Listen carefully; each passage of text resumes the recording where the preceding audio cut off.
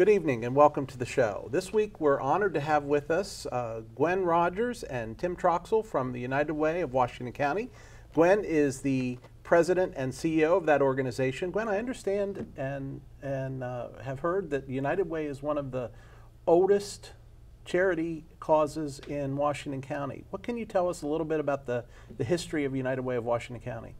Well, we originally started with being brought together for a community chest type of operation in 1918 to help support World War I vets who were coming back from the war with injuries and that kind of thing, and operated until 1924 under that structure, and then were brought back again in 1941 and have been in continuous operation since then. Obviously, it's changed a lot since then. Yes, it has. Talk to us a little bit about some of the major changes and what the organization looks like today. Well, United Way, or what before that was called the United Fund, and before that Community Chest of Hagerstown, we brought together organizations to meet very specific needs, and folks in the community, employers, organizations, charitable organizations came together and raised money and spread that out across organizations in the community. Whatever the needs happened to be at the time, they change over time, but what United Way was doing was working with employers and trying to help provide a way to make it easy for everyone in the community to be able to contribute. In addition to working with employers, historically we've worked with civic organizations, with individuals, and have been an aggregator of funds to help specifically fund continuing operations of organizations.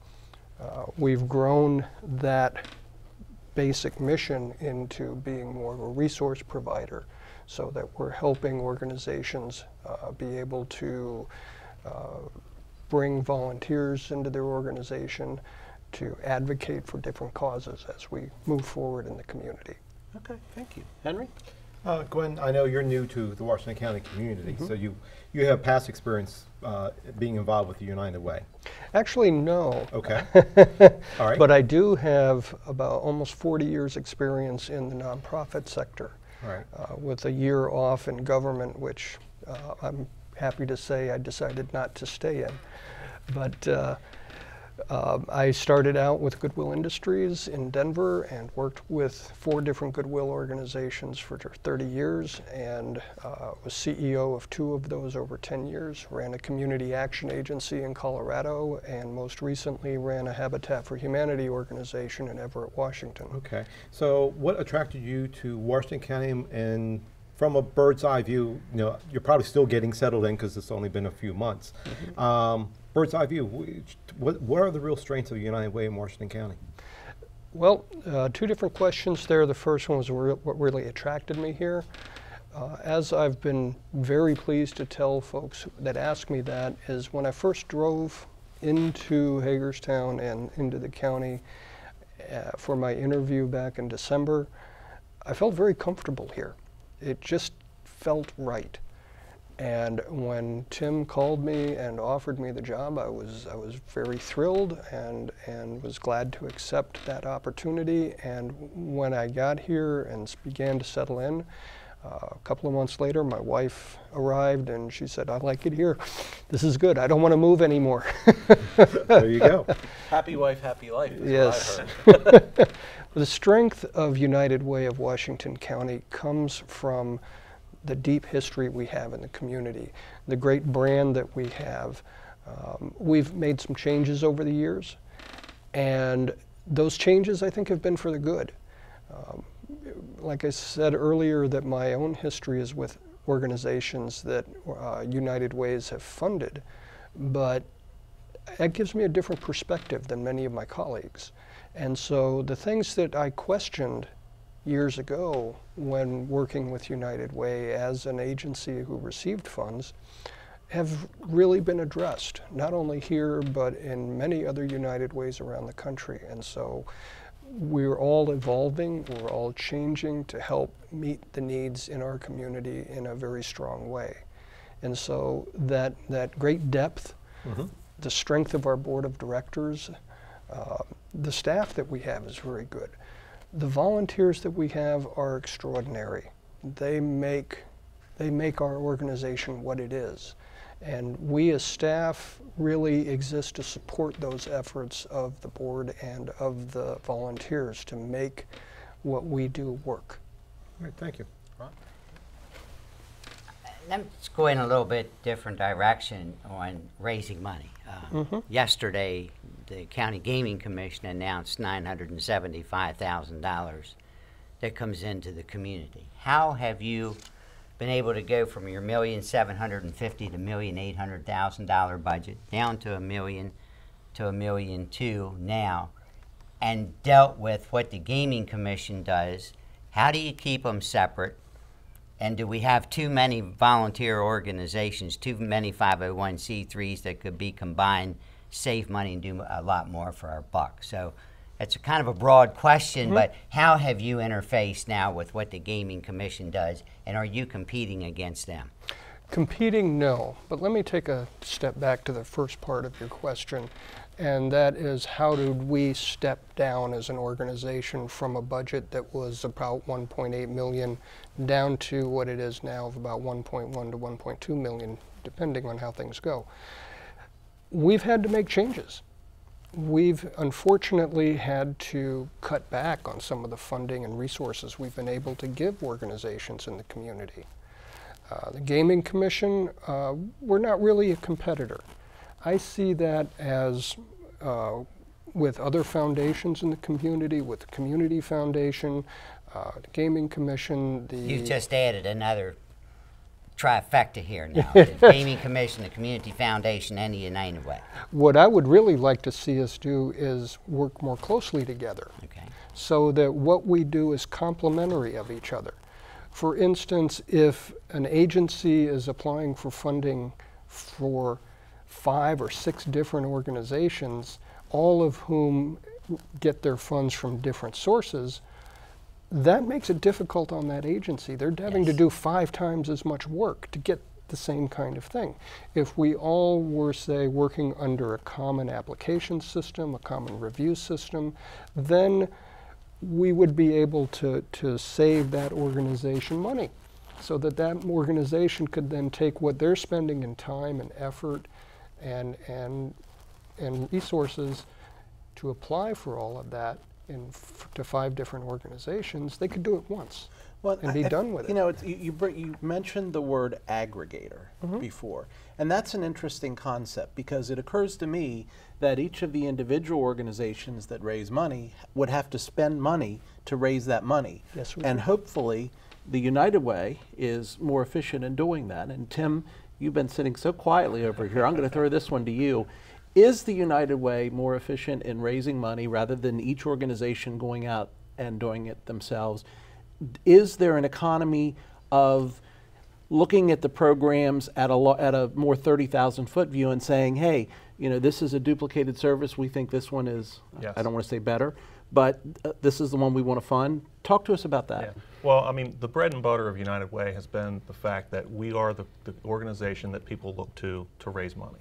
And many employers allow the United Way to come in and speak to all their employees and basically aggregate all those people into helping support whatever might be the needs in our community. Versus the employer's not going to have the ability to let 100 different organizations come in and do a lunch and learn. Correct, correct. So what we do is we have volunteers who try to identify what some of the major needs are in our community, and then we go out and try to seek nonprofit agencies that can meet those needs.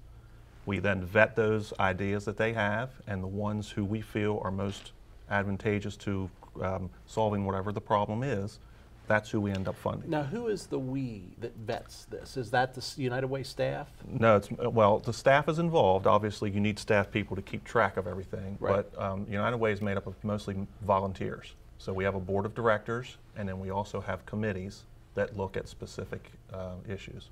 So the people that are making the decisions don't have skin in the game. I hate to use that term, but they have what is hopefully a broad view and an understanding and really Correct. every reason to do the right thing. Yes, yes. It's made up of various individuals from around the community, some in the business sector, some in the social services sector, some are just normal people that don't even work, you know. So said another way, when I get the phone call that says, can you give to XYZ company or XYZ agency, I have to vet that agency and figure out if it's worthwhile to give to. I have the United Way's volunteer base and the leadership doing that on my behalf. Correct. They vet it, and in addition to that, once they give money to an agency, we also make sure that that agency does what they told us they were going to do.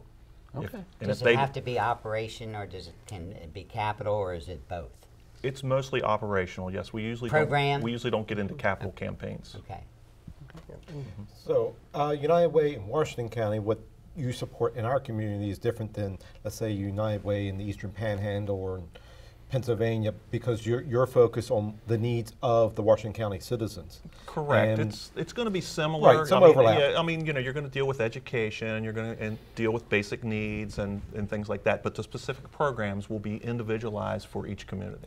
Okay, and if I had a 501c3 that I thought met a community need, and I contacted you, then we would go through a vetting process to determine if we fit in the United Way operational parameters, or? Well, Gwen, you could probably answer that better. I mean, even beyond that, what we would do is first of all find out what it is that you're trying to accomplish.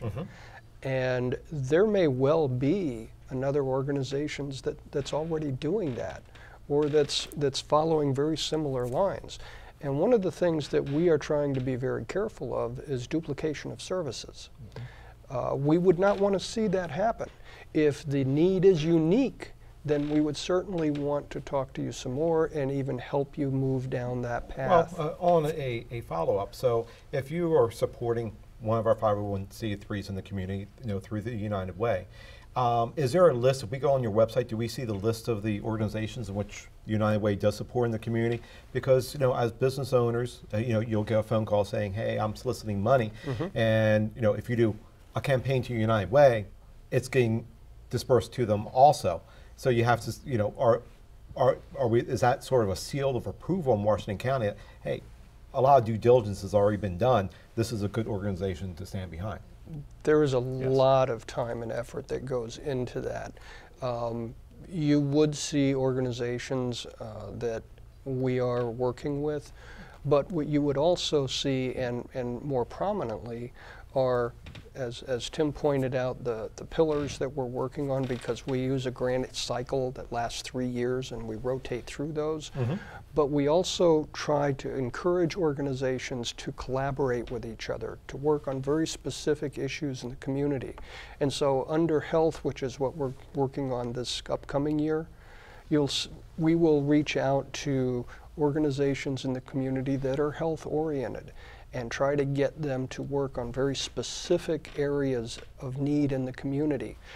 Areas that a community needs assessment will help us to be able to figure out what those needs are. Information that we gather through discussions with people in the community, through what we call community conversations. We've had a couple of those already this year, and we hear from people what it is that is of interest to them, what's important to them. We're undertaking right now a Facebook version of community conversations, where we'll be asking for people to ask their friends, comment on this page about what's important to us, so that United Way knows where to fund. And then we share that with an advisory committee that then advises our community impact committee. How much collaboration do you have then with the Gaming Commission and the Community Foundation? Any? A little bit. Should there be more? I think so. As I said, I would like to see us be much more complementary of each other. I would even like to see that if we can work together on that common application process, then we can also take those common needs and be able to address them all together and focus on that. And where our board makes the final determination on the collaborations that we fund, the Community Foundation board can do the same thing. So can the Gaming Commission. but we can work together on common issues. Because there probably are better fits in terms of a funding source for a given organization. For example, I think you said 3-year funding cycle, so that might not fit for the Gaming Commission. Right. Or it may not fit for the Community Foundation, but it Right. might fit well for you. But we can address the same issues. Interesting. We're going to take a break right there. Tim, I know you won't be returning, but thank you for your work. And can you stick around for another? Absolutely. And you might even bring another friend in with you to talk to us. We will. Stay tuned. We're back with Gwen Rogers in 3 minutes.